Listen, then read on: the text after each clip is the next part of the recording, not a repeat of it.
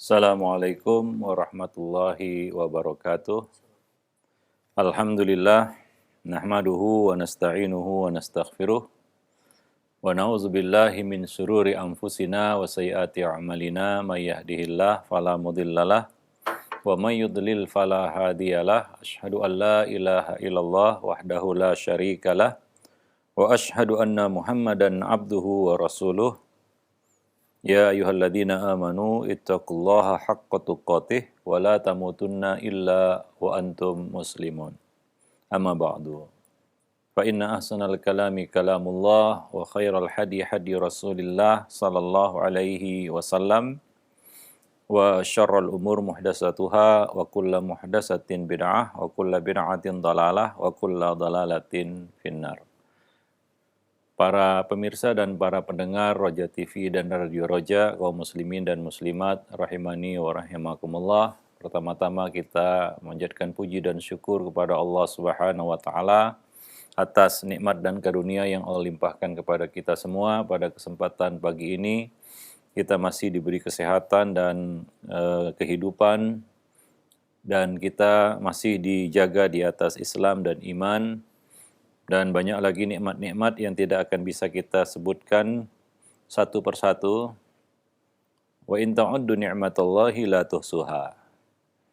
Dan pada kesempatan pagi ini kita kembali akan membahas buku Mencetak Generasi Rabbani. Pada kesempatan pagi ini kita akan lanjutkan masih berkenaan dengan anak dan penguasaan dasar-dasar keilmuan. Satu pertanyaan mungkin yang sering terlontar dari para orang tua, ayah dan bunda adalah, apakah anak perlu menguasai ilmu dunia? Ya, kita sudah bahas kita katakan tingkatan ilmu yang mesti dilalui oleh seorang anak. Mulai dari ilmu-ilmu yang wajib seperti tentang dasar-dasar akidah dan lain sebagainya, itu sudah kita bahas. Demikian juga ilmu-ilmu alat yang akan membantunya untuk memahami agama, mulai dari kita katakan dasar-dasar yang berkaitan dengan Al-Quran dan hadis, dan juga ilmu alat seperti ilmu bahasa, mulai dari bahasa Arab sampai bahasa-bahasa lainnya. Nah, kemudian setelah itu, ilmu-ilmu yang lain, ilmu-ilmu dunia, apakah anak perlu dibekali dengan ilmu tersebut? Kalau kita lihat kondisi yang dihadapi oleh anak-anak kita hari ini maupun ke depan, itu suatu hal yang perlu kita bekali kepada mereka. Setelah kita letakkan dasar-dasar ilmu agama ini kepada mereka. Satu hal yang perlu kita ketahui adalah ilmu agama kita tidak bisa pelajari secara otodidak. Adapun ilmu alat, apalagi ilmu dunia, seorang anak itu bisa mempelajarinya secara otodidak. Dia belajar sendiri, apalagi sekarang dia bisa belajar lewat media-media lain seperti di internet dan lain sebagainya. Dan banyak kita lihat orang-orang yang sukses dalam ilmu-ilmu dunia bukan belajar di jenjang pendidikan yang formal. Dia belajar dari sana sini dan dia menguasai beberapa cabang ilmu dunia. Dalam hal ini Nabi mengatakan, Allah berkata, "Wala tansa nasibaka minad dunya." Dan jangan kamu lupakan bagianmu di dunia. Artinya ilmu dunia juga merupakan satu hal yang perlu untuk diketahui. Dan Nabi juga berkata, antum a'lamu bi umuri dunyakum. Kamu lebih tahu tentang urusan dunia kamu. Apalagi ilmu dunia itu bisa bermanfaat bukan hanya bagi mereka, bagi anak-anak kita, tapi juga mungkin bagi umat manusia. Tentunya ini akan lebih baik lagi Maka dari itu, di sini kita akan bahas tentang satu hal yang menjadi pintu gerbang ilmu. Apalagi ilmu-ilmu yang bisa dipelajari secara otodidak. Kuncinya adalah gemar membaca. Inilah yang akan kita bahas pada kesempatan pagi ini. Poin yang keempat, kelima, dan seterusnya. Yaitu bacalah dengan menyebut nama Rabbmu. Ini adalah perintah pertama yang Allah turunkan kepada manusia melalui nabinya Muhammad sallallahu alaihi wasallam. Allah berkata, "Iqra bismi rabbikal ladzi khalaq. Khalaqal insana min 'alaq. Iqra wa rabbukal akram. Alladzi 'allama bil qalam. 'Allamal insana ma lam ya'lam." Bacalah. Ini perintah pertama, perintah untuk membaca. Dengan menyebut nama Rabbmu yang menciptakan. Dia telah menciptakan manusia dari segumpal darah yang melekat pada dinding rahim. Hingga terjadilah proses seorang anak Adam, anak manusia. Bacalah dengan Rabbmu yang dan Rabbmu lah yang maha mulia, yang mengajar manusia dengan pena. Dan dia mengajarkan manusia apa yang tidak diketahui, yang tidak diketahui oleh mereka, oleh manusia. Ya, jadi ini perintah pertama. Ya, maka laksanakan perintah itu pada diri kita dan ajarkan ia kepada anak-anak kita. Ya. Nah, jadi membaca itu adalah pintu gerbang ilmu, kata orang-orang ya. Jendela ilmu itu membaca. Pintu gerbang ilmu itu adalah membaca. Dan sudah kita sebutkan, ungkapan untuk anak-anak yang pintar adalah kutubuku, yaitu menunjukkan anak tersebut rajin membaca. Ya, nah demikian. Maka kita harus menanamkan ya hal ini pada anak-anak kita, yaitu kegemaran membaca, suka membaca. Ya, apalagi ya kita kaum muslimin ya sangat kita katakan bertolak belakang. Seorang muslim justru malas membaca. Ya, ada doa, ada motivasi dari Rabb, dari Allah Subhanahu wa taala agar kita suka membaca. Berkaitan dengan ilmu-ilmu dunia yang bisa dipelajari secara otodidak, kuncinya adalah rajin membaca tentunya. Ya, rajin membaca, ya dari situ dia akan bisa berkembang. Karena ilmu dunia ya tidak mengapa kita pelajari secara otodidak, sebagaimana kita jelaskan tadi, ya. Tapi kalau ilmu agama nggak bisa coba-coba, ya. Kalau kita misalnya mempelajari sebuah mesin, ya kita bongkar secara otodidak, walaupun gagal merangkainya kembali ya nggak jadi masalah. Tapi kalau ilmu agama, ya kemudian kita salah memahami, kemudian salah mempraktikkannya, itu berbahaya.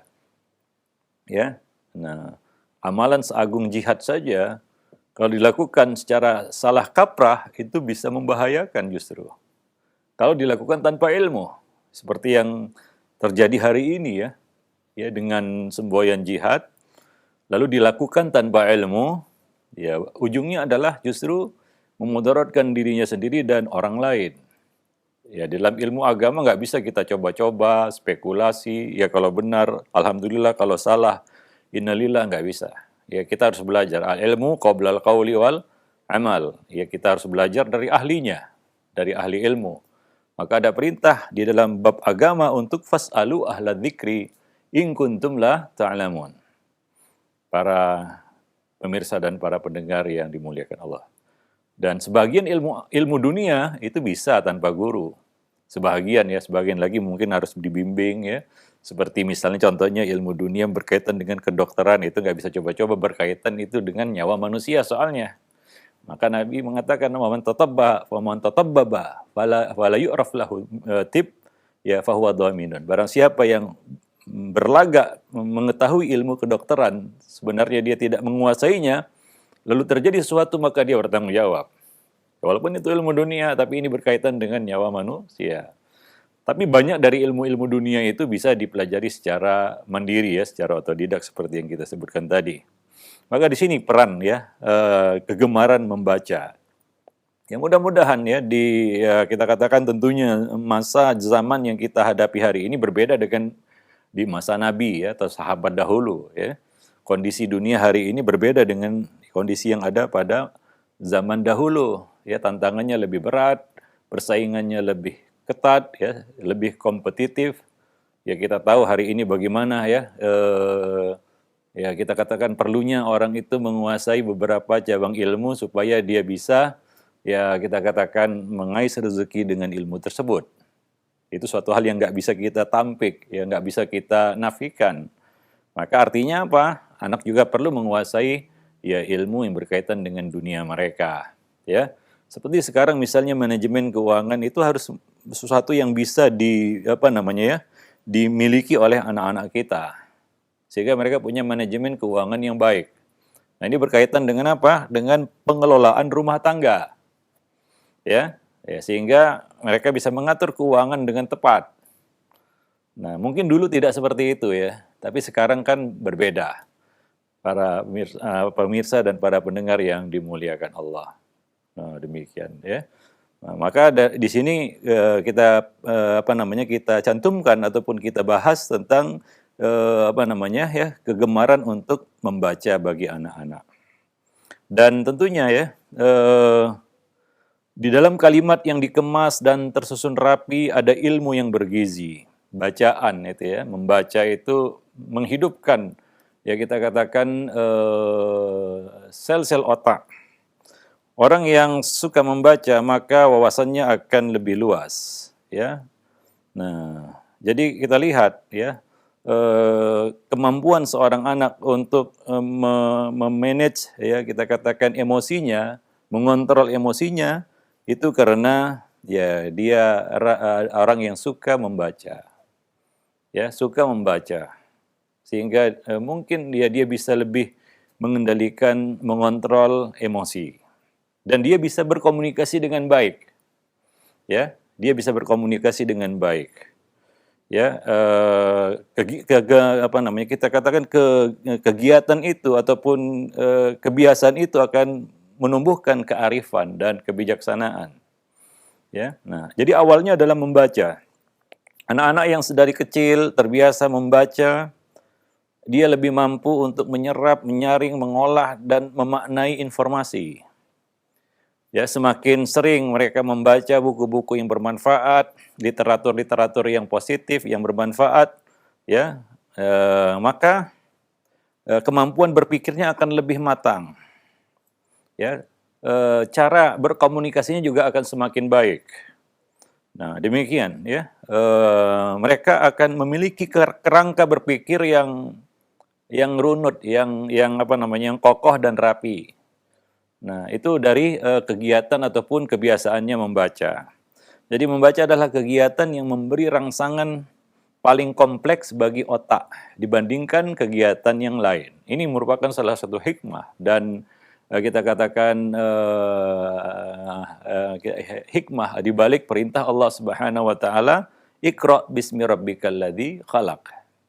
Nah, demikian ya. Banyak sekali aspek yang bekerja pada otak manusia ketika dia membaca. Dan penelitian ilmiah membuktikan bahwa bayi dan anak-anak yang dibacakan banyak buku setiap hari dapat melejit IQ-nya, meningkatkan ya IQ-nya, ya. Nah, demikian. Begitu pula anak yang suka dan banyak membaca akan terasah kemampuan otaknya, ya. Nah, demikian. Itu merupakan kita katakan rahasia ataupun hikmah, ya, karunia Allah kepada manusia berupa panca indera, mata, indera penglihatan, ya, sehingga manusia bisa membaca berbagai hal-hal di dunia, bisa belajar berbagai hal-hal yang dia lihat di dunia. Nah, di samping itu ya, membaca juga bisa mematangkan emosi dan kepribadian seorang anak. Ya, dengan pembelajaran membaca sejak dini, anak terbiasa berpikir, ya, dengan tertib, ya. Nah, demikian, dan menggunakan pengetahuan yang dimilikinya untuk memahami sekeliling. Orang yang banyak membaca wawasannya tentu akan lebih luas, ya. Dan pada waktunya dia akan bisa merangkai, ya, maklumat-maklumat yang dulu dia baca, ya. Dan ini sangat bermanfaat baginya tentunya, ya, pengetahuan-pengetahuan umum. Apalagi itu bisa merangsangnya untuk lebih, ya, kita katakan mengenal Robnya, ya, mengenal Allah Subhanahu wa taala. Jadi anak belajar untuk mengembangkan rasa ingin tahu. Ya, semakin sering orang itu membaca maka semakin besar rasa ingin tahunya. Ya, dan kita lihat ya, itu juga berpengaruh pada ilmu-ilmu din, ilmu agama. Ya, bukan hanya ilmu dunia ya, ilmu agama tentunya kuncinya juga rajin membaca. Ya, semakin banyak kita katakan hal-hal yang dia baca, perkara-perkara yang dia baca di dalam agamanya, maka dia semakin matang, dia semakin luas wawasannya, ya. Nah demikian. Nah tentunya ya perlu kita tanamkan, kita katakan kesadaran dia untuk membaca, dan kita katakan ketahanan ya, ya dia untuk membaca. Ada orang yang membaca, dia mau membaca, tapi cuma mungkin beberapa paragraf. Setelah itu dia mungkin menutup buku. Ada orang seperti itu, ya ketahanannya membaca mungkin sangat rendah ya. Nah, di sana ada orang-orang yang kalau baca itu bisa berjam-jam. Ya, dia asyik larut masuk ke dalam buku yang dia baca ataupun perkara yang dia baca. Ya, dia mendapatkan kepuasan dari kegiatan aktivitas membaca. Nah, coba lihat anak-anak kita. Ya, sebagian anak-anak itu dia disuguhi buku, mungkin dia baca, dia bolak-balik. Ya, mungkin dia cuma hanya melihat gambar atau sesuatu yang mungkin menarik baginya. Setelah itu dia tinggalkan. Ada anak-anak seperti itu, dan ada anak yang memiliki ketahanan membaca yang luar biasa.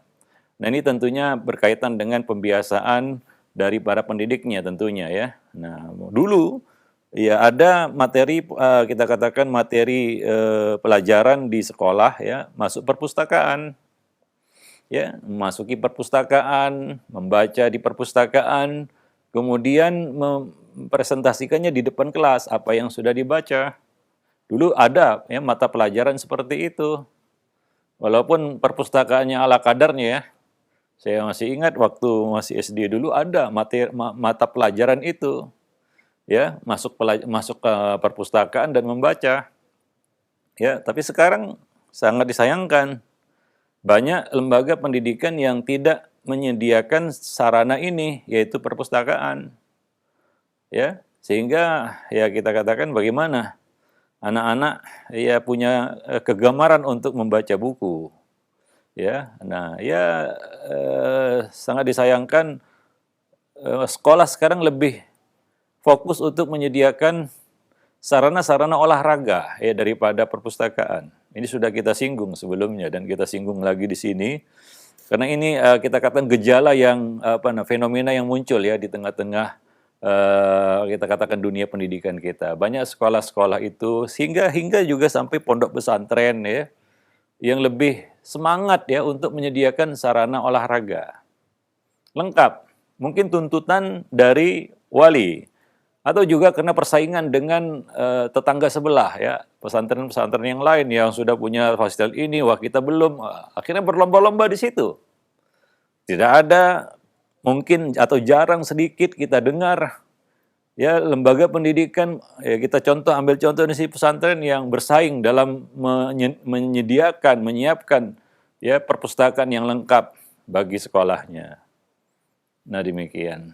Nah ini sangat disayangkan.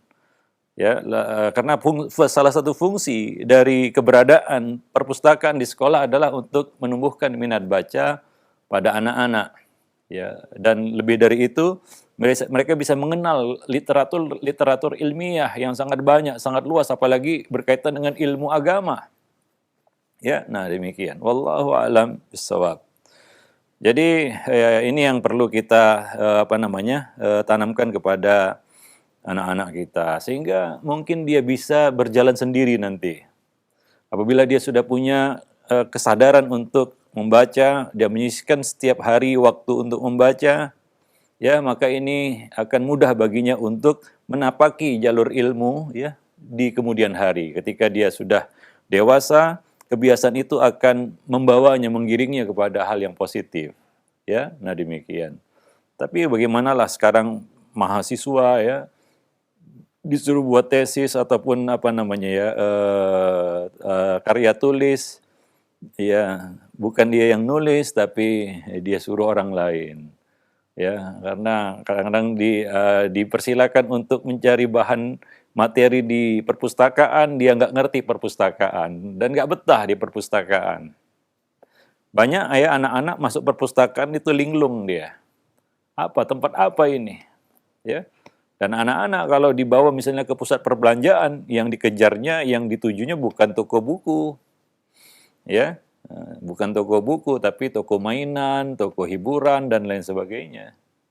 Ya, pernah kita sampaikan juga ini dari ya kita katakan owner langsung ya, yang punya toko buku. Ya, saya tanya langsung, kira-kira yang paling banyak masuk ke toko buku itu rentang usia berapa? Dia berkata ya 50 tahun ke atas rata-rata, 40, 50 dan yang lebih banyak lagi 50 tahun ke atas. Ya, yang nyari buku, yang baca buku, yang beli buku. Remaja hampir bisa dikatakan tidak ada remaja yang tertarik untuk datang ke toko buku apalagi membeli buku. Ya, tertarik untuk datang ke toko buku saja tidak ada. Apalagi membeli bukunya, apalagi membacanya. Ya, sekarang mungkin tempat yang paling favorit bagi remaja-remaja kita adalah kafe mungkin ya. Nah, apalagi ada wifi-nya gitu ya. Udah betah dia berjam-jam di situ, ya. Nah demikian. Nah, tentu saja ini yang kita inginkan ya, peran dari orang tua di rumah dan juga guru-guru di sekolah. Ya, sekolah juga harus menciptakan ya suasana ya membaca di sekolah itu. Demikian juga di rumah ya. Nah, demikian ya, hendaknya rumah kita ya dilengkapi dengan juga literatur-literatur yang bermanfaat sebagai bahan bacaan, perpustakaan mini kita katakan seperti itu ya. Nah, itu penting untuk kita siapkan di rumah-rumah kita ya. Nah, tidak hanya sarana-sarana hiburan. Nah, di sini poin yang keenam kita bahas faedah perpustakaan rumah. Ya. Kalau sekolah mungkin itu satu hal yang wajib ya. Tapi kalau di rumah ini satu hal yang sangat positif, sangat dianjurkan membangun perpustakaan rumah yang berisi banyak buku-buku bermanfaat, bacaan-bacaan bermanfaat. Terutama ilmu agama ya. Dan juga mungkin dilengkapi dengan ilmu-ilmu yang lainnya sebagai bahan bacaan.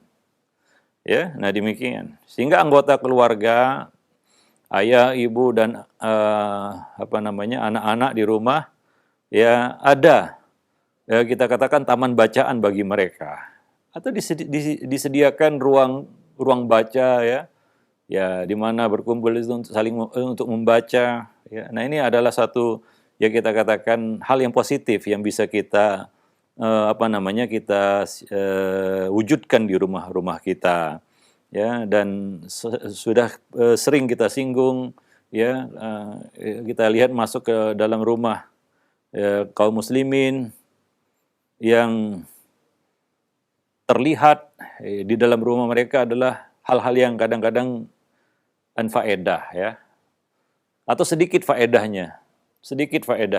Bahkan ada yang sebenarnya itu haram ya, seperti alat-alat musik ya yang masih ada di rumah-rumah kaum muslimin ya. Tapi yang anfaedah tadi lebih banyak lagi ya. Ya yang kadang-kadang ya itu tidak bisa dibeli dengan harga yang murah, artinya harganya mahal. Ya sayang-sayang sebenarnya. Bahkan sebagian barang-barang yang perabotan rumah tangga atau pernak-pernik ya rumah itu masuk dalam kategori mubazir. Ya, mubazir. Ada yang hanya pajangan belaka dan ada yang justru menjadi ajang untuk berbangga diri. Ya, untuk bermegah-megah. Ya, misalnya memajang keramik-keramik yang dikoleksi dari luar negeri ya, hanya untuk memberitahu kepada tamu bahwasanya saya sudah ke sana kemari kan begitu ya. Itu yang sering ditampilkan di ruang tamu ya. Nah, sedikit yang ruang tamunya itu rak buku atau perpustakaan di situ ya. Nah, itu mungkin tidak menarik ya. Nah, ada yang mungkin mengatakan seperti itu kan rumah ustadz, syekh gitu ya. Kalau kita yang orang biasa nggak pantas seperti itu ya nggak juga. Ya, saya tahu juga ada sebagian orang ya, rumahnya itu, ruang tamunya itu ya buku-buku. Dia bukan ustadz, dia bukan siapa-siapa, dia orang biasa. Tapi ini masalah kesadaran ya, dan juga kita katakan pemanfaatan dari harta kita untuk hal-hal yang mungkin lebih bermanfaat ya bagi bukan hanya bagi diri kita juga bagi orang lain, terutama bagi anak istri kita. Wallahu alam bisawab. Jadi perpustakaan di rumah itu sangat penting, sekalipun sederhana ya. Kita mengoleksi buku-buku, majalah-majalah Islami dan bacaan-bacaan yang bergizi lainnya yang bisa dimanfaatkan oleh anggota keluarga kita. Nah, mungkin setiap orang tua biasa menyediakan kotak P3K di rumah. Wah, itu harus ada, wajib ada katanya. Ingat ya, jika alat kesehatan ini amat penting untuk mengobati tubuh yang sakit, itu kan untuk penyakit jasmani itu P3K. Maka perpustakaan Islam tentu saja tidak kalah penting itu disediakan untuk mengobati penyakit-penyakit rohani, ya, untuk mengobati akal yang lemah, jiwa yang lemah, maka perlu bacaan tadi, ya, karena itu adalah ilmu. Maka jangan sampai ya kita katakan hal ini terlewat dari rumah-rumah kita. Wallahu alam bisawab. Jadi perlu ya kita wujudkan hal ini di dalam rumah kita. Dan tentunya menyediakan dan menyiapkan sebuah perpustakaan rumah itu bukanlah perkara yang sulit sebenarnya. Modalnya juga nggak begitu besar dibandingkan kita harus membeli lemari kaca, ya, tempat keramik-keramik yang kristal-kristal yang mahal itu, atau guci yang besar sebesar manusia bisa masuk ke situ, ya, dan banyak lagi pernak-pernik rumah tangga yang ya kita katakan kebanyakan latah ya. Orang buat seperti itu, kita tiru juga seperti itu. Ya, misalnya ya seorang ya istri ataupun seorang wanita datang ke rumah temannya, dia lihat, wah begini begitu perabotan ini itu, lalu dia ingin tiru di rumahnya juga, kan seperti itu biasanya. Ya, nah demikian. Banyak latah. Akhirnya banyak uang keluar itu tidak kurang faedahnya, mubazir, ya.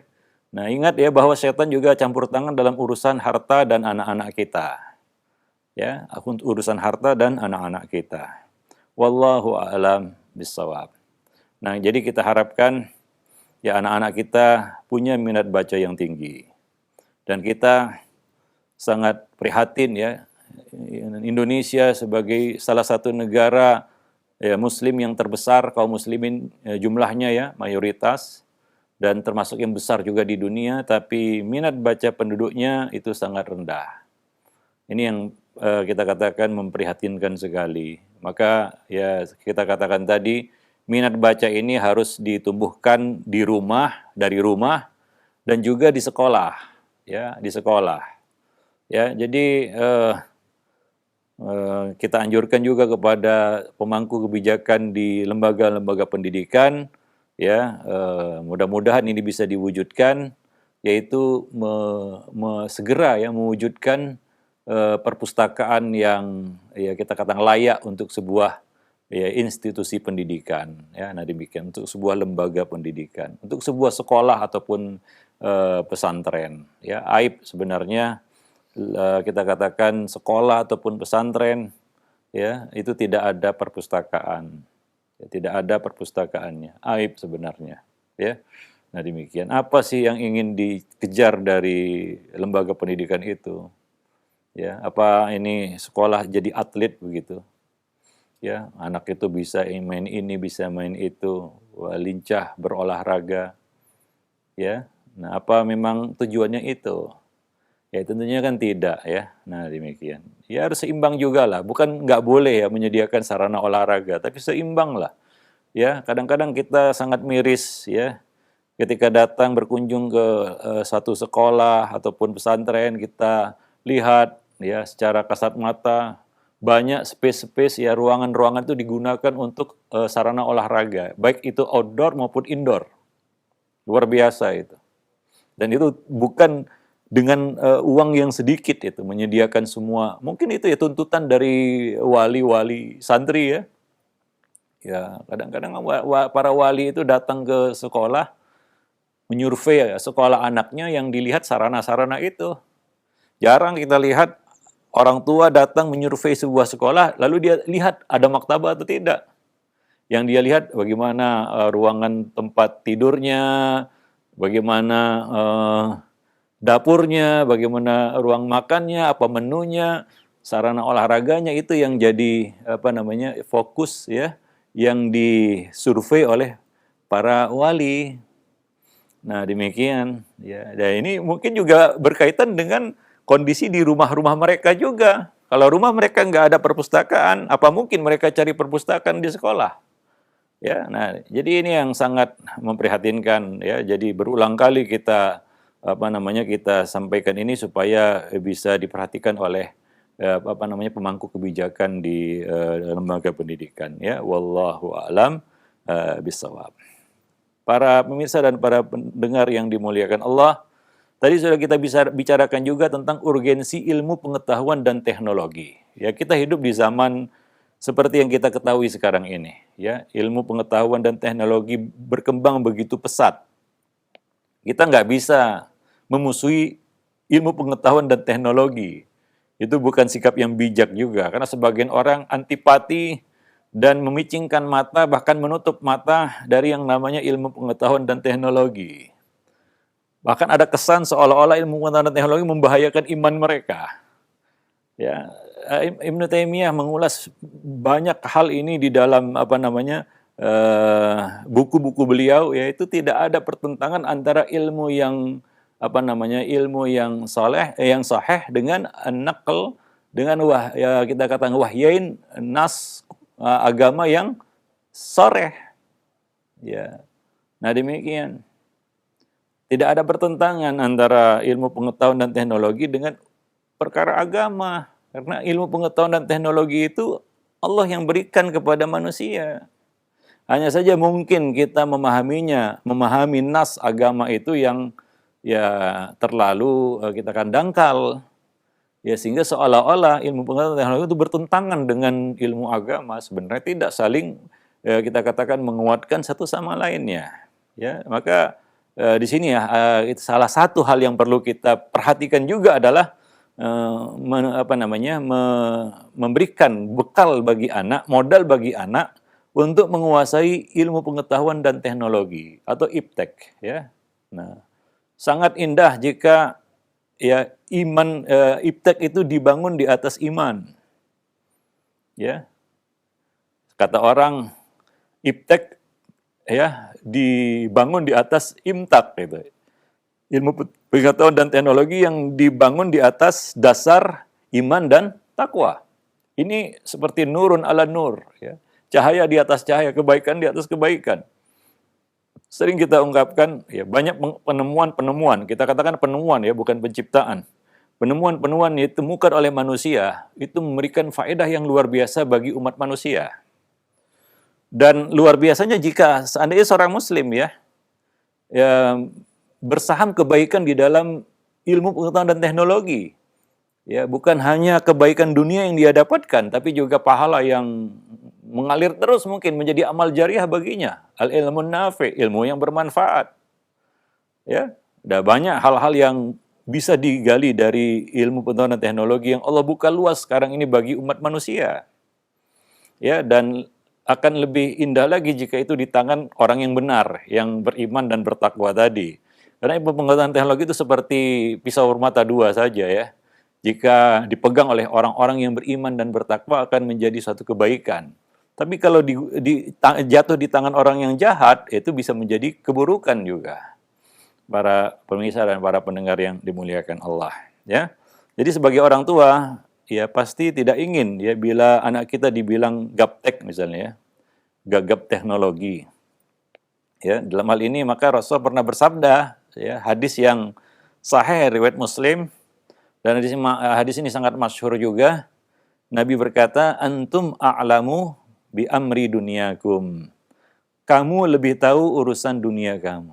Ini ada asbabul wurudnya, yaitu ketika orang-orang di Madinah melakukan perkawinan silang pada pohon-pohon korma mereka, Nabi sempat melarang itu dan mereka berkata, ya Rasulullah, ya hal itu akan menambah apa kita katakan hasil dari buah korma tersebut. Maka Nabi mengatakan ini, antum a'lamu bi amri dunyakum. Artinya lakukan kalau itu memang baik, ya. Karena Nabi tidak menguasai itu, ya. Saya tidak menguasai itu, kata Nabi. Kamu menguasainya, maka kamu lebih tahu tentang urusan dunia kamu. Para jemaah yang dimuliakan Allah. Nah, ini ada semacam sinyal dari Nabi untuk membuka kesempatan seluas-luasnya bagi umat beliau untuk berkreasi dalam urusan-urusan dunia yang membawa manfaat bagi manusia. Kalau kita semangat buat bid'ah, maka bid'ah dalam urusan dunia. Ya, karena dalam urusan dunia ada yang hasanah dan ada yang sayyi'ah. Ya, maka berlomba-lombalah membuat satu yang baru dalam urusan dunia yang bagus, yang hasanah. Mungkin ini yang dimaksud oleh Imam Syafi'i, ya, bahwasanya bid'ah itu ada dua gitu ya dalam urusan-urusan seperti ini. Ya. Nah, ada yang hasanah dan ada yang buruk. Nah, demikian. Banyak ilmu pengetahuan itu bermanfaat bagi ya agama, ya, bagi agama. Ya, seperti misalnya pemanfaatan teknologi di dalam urusan-urusan agama. Ya, kan luar biasa itu. Ya, kita bisa berangkat umroh dan haji hanya dengan beberapa jam saja dengan pesawat terbang. Ya, tentunya proses untuk menciptakan sebuah pesawat terbang itu bukan hal yang sederhana, yaitu sangat rumit sekali. Perlu kumpulan dari orang-orang yang menguasai ilmu pengetahuan dan teknologi untuk menciptakan sebuah pesawat seperti itu. Ya, itu belum include tentang bagaimana mengoperasikannya dan lain sebagainya. Ya, hal-hal yang berkaitan dengan pesawat terbang itu kan sangat banyak dan itu bisa digunakan oleh manusia untuk ya kemudahan ibadah mereka. Kita bisa sampai ya ke tanah suci dengan mudah. Bahkan 1 tahun bisa berulang-ulang, bahkan 1 bulan bisa berkali-kali kan begitu ya. Kita melakukan umroh. Ya, nah dulu kan itu tidak mungkin ya. Dulu tidak mungkin kita bisa melakukan itu seperti sekarang ini. Tapi itulah dia ya salah satu keuntungan ya kita katakan menguasai ilmu pengetahuan dan teknologi. Maka ada satu kita katakan motivasi dari Nabi dalam bab ini yaitu khairun nas anfa'uhum linnas. Sebaik-baik manusia adalah yang paling banyak manfaatnya bagi manusia lainnya. Tentunya ini berkaitan dengan hal-hal yang menyangkut dunia, ya.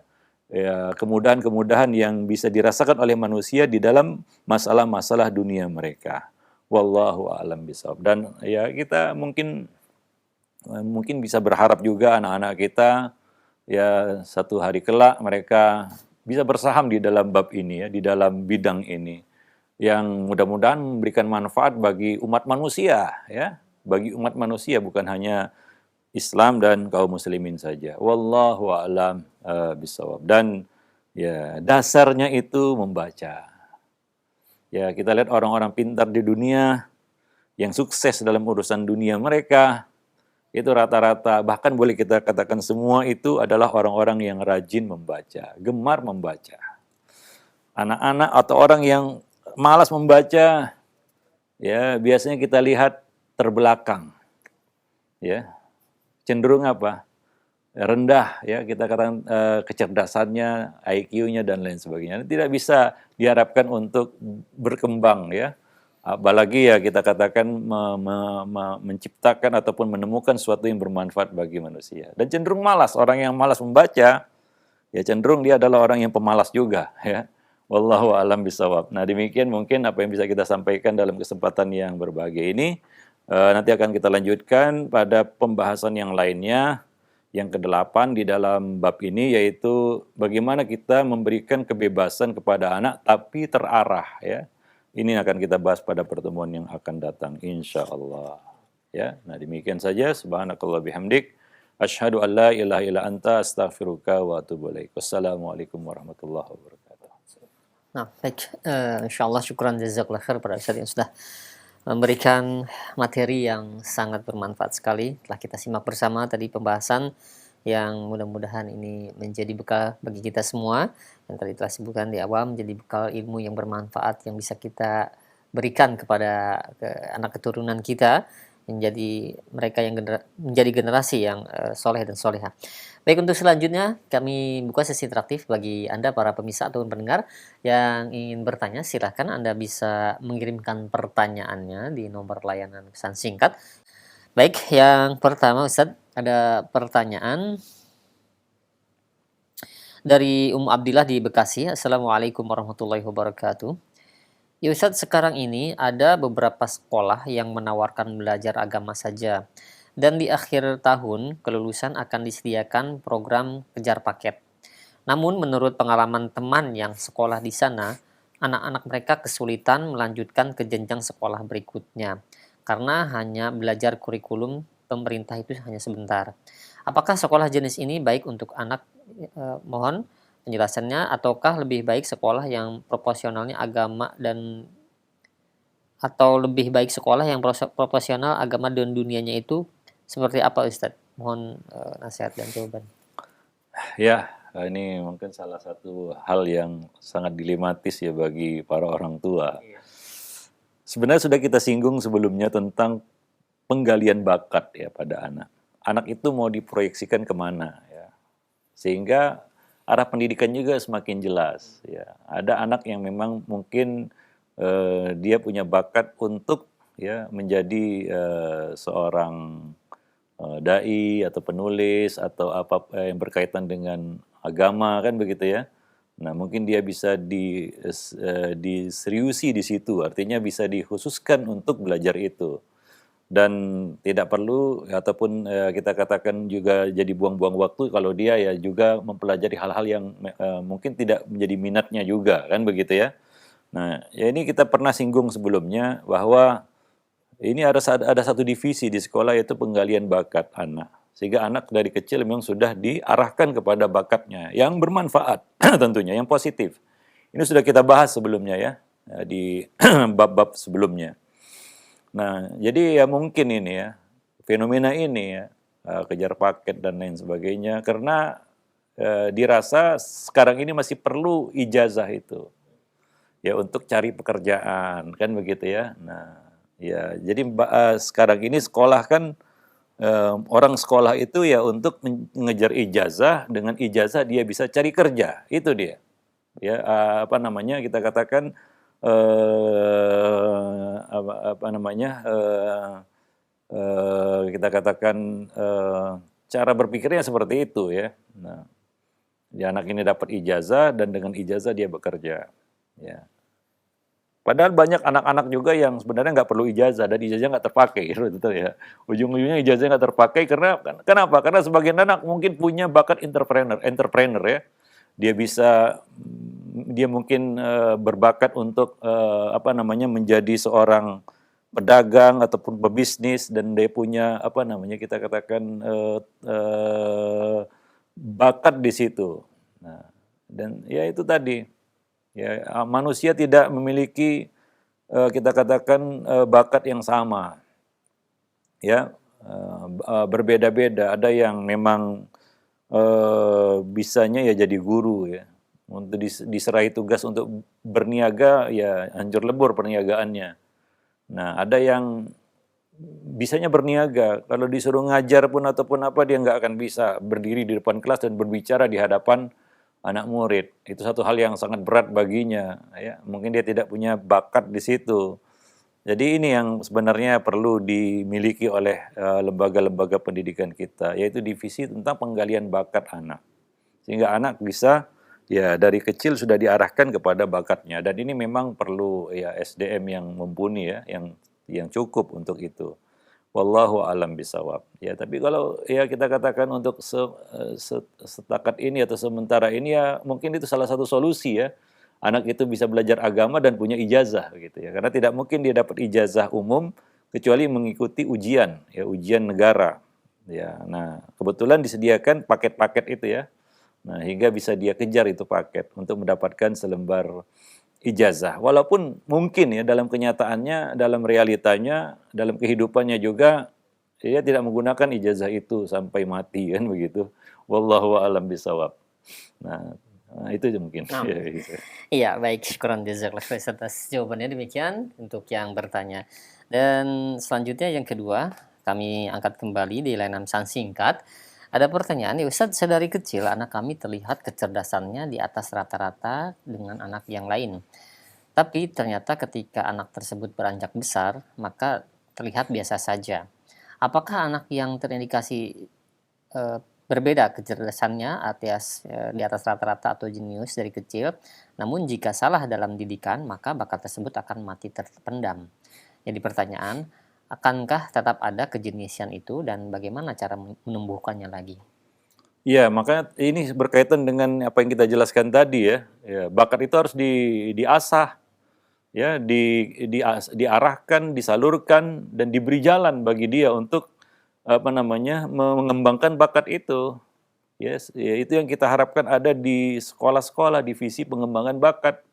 Ya, melihat misalnya beberapa anak berpotensi, ya kadang-kadang sayang dengan potensinya begitu ya, tidak berkembang. Ya, kita sudah sampaikan kemarin ya hadis Nabi ya, kita ulang lagi sedikit di sini.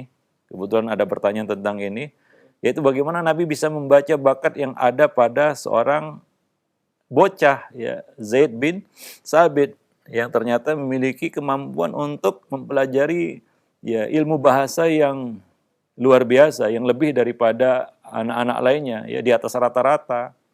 Maka Nabi menganjurkannya untuk ya mengasah bakat itu dan memberikan jalan baginya ya, sehingga bermanfaat bagi Islam dan kaum muslimin.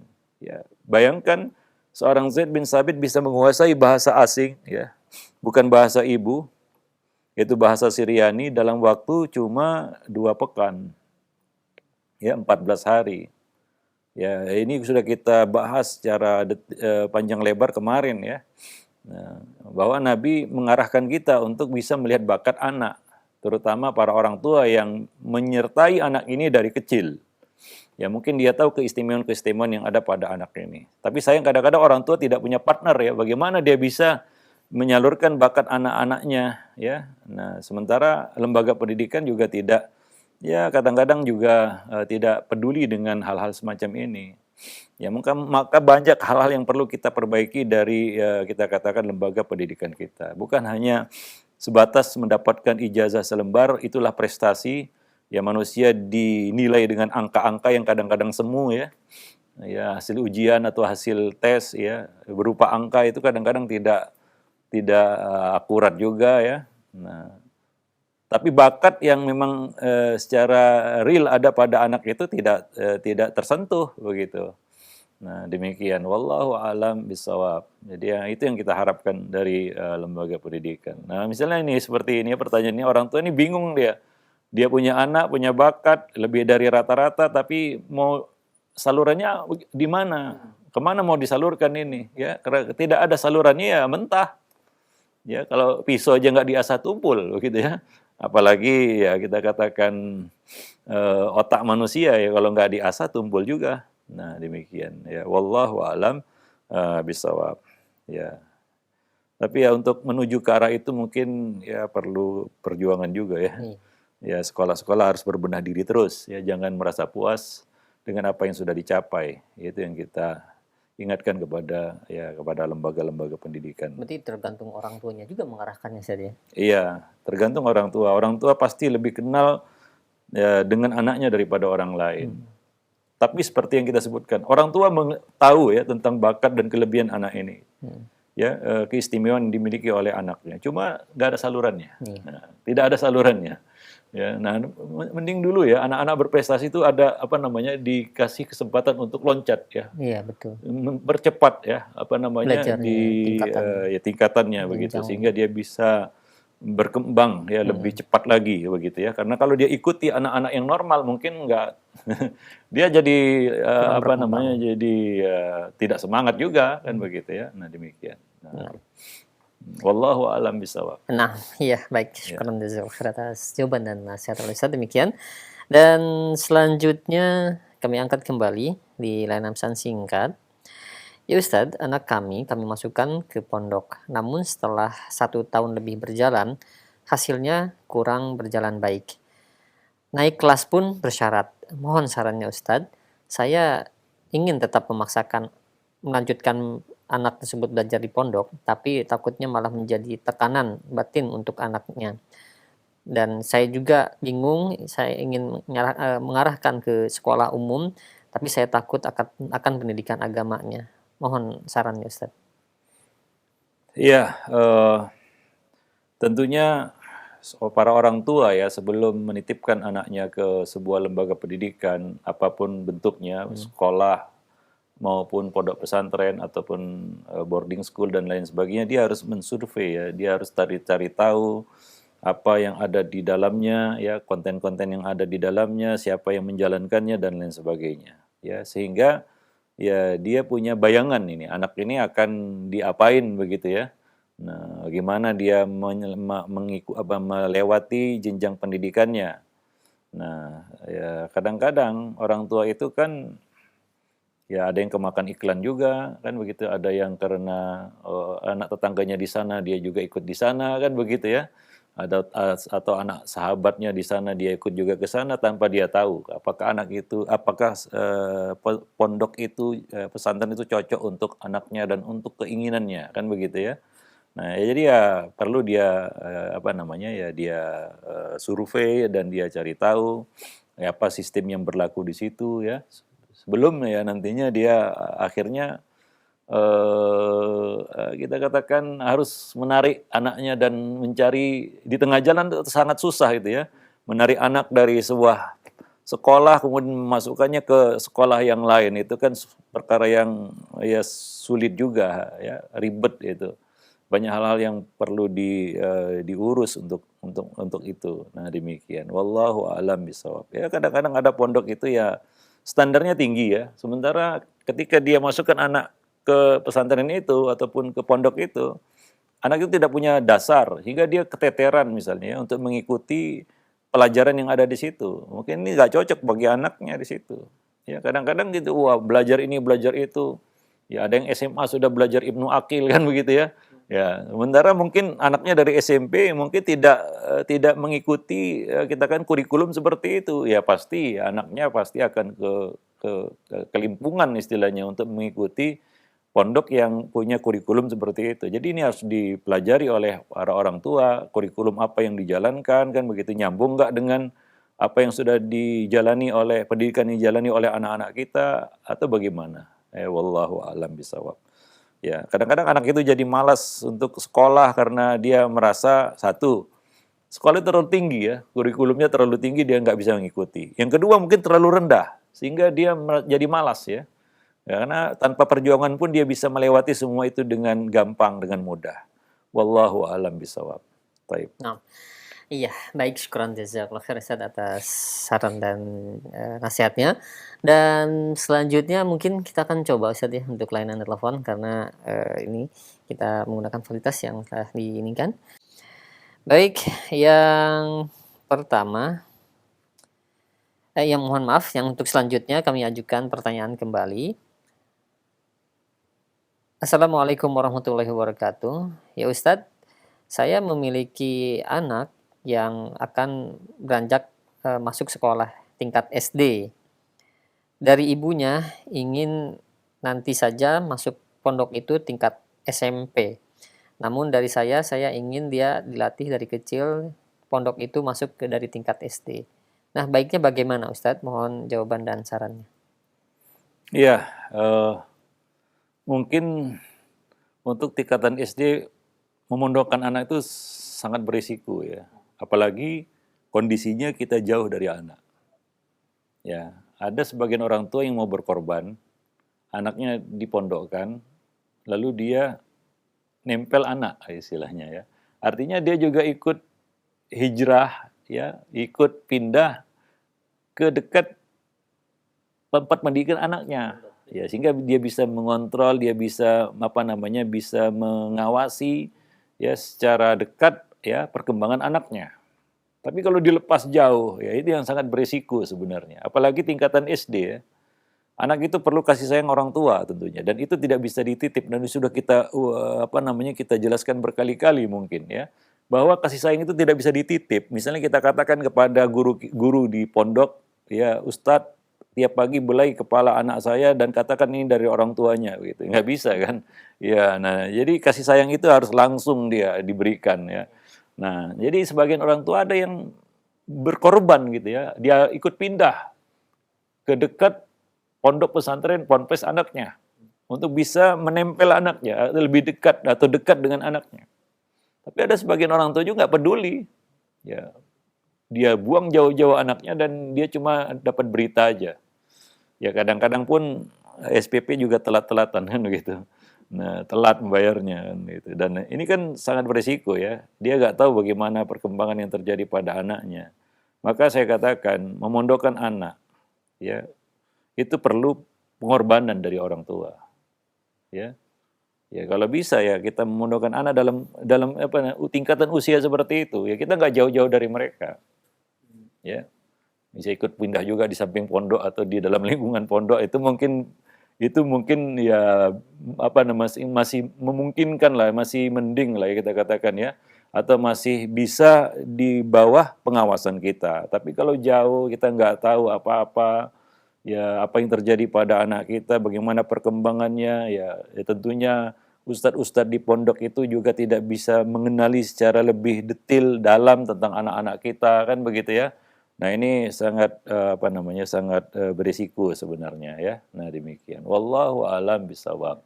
Nah beda halnya kalau tingkatan usia yang dia sudah bisa dilepas jauh. Memang waktunya dia merantau ya misalnya tingkatan SMA, dia sudah matang, dia sudah balik dan kemungkinan juga dia sudah rusyad, sudah bisa mengelola keuangan sendiri. Itu lebih lagi. Itu jangan ditahan di rumah. Itu harus dilepas di keluar ya. Itu waktunya dia untuk keluar apalagi anak laki-laki kan begitu ya ada apa namanya ada tradisi di lingkungan apa namanya di tempat kita ini namanya merantau kan begitu ya. Nah demikian. Tapi kadang-kadang orang tua itu raja tega. Anak kecil, anak yang masih kecil dia lempar keluar. Kadang-kadang karena dia nggak ingin diganggu anaknya. Nah begitu anak itu sudah matang, waktunya untuk keluar, waktunya untuk merantau istilahnya ya. Justru dia tarik ke rumah untuk bantu orang tua alasannya. Banyak anak-anak yang ya udah matang dan jadi ya, ya qadarullah jadi dia di pondok ya. Dan ingin melanjutkan mungkin ke jenjang pendidikan yang lebih tinggi, tapi orang tua manggil ke rumah untuk bantu orang tua. Ini kan orang tua yang mau enaknya saja kan begitu ya. Nah, jadi jangan jadi raja tega lah gitu ya. Kasihan anak-anak itu. Ya, pada saat dia butuh kasih sayang kita lempar dia. Pada saat dia perlu untuk berkembang justru kita tarik dia. Ya, bagaimana? Iya, terbalik gitu. Tapi wallahu a'lam bishawab ya kita cukupkan dulu sampai di sini pertemuan kita pada kesempatan pagi ini mudah-mudahan bermanfaat. Aku qouli hadza astaghfirullah li wa lakum muslimin innahu huwal ghafurur rahim.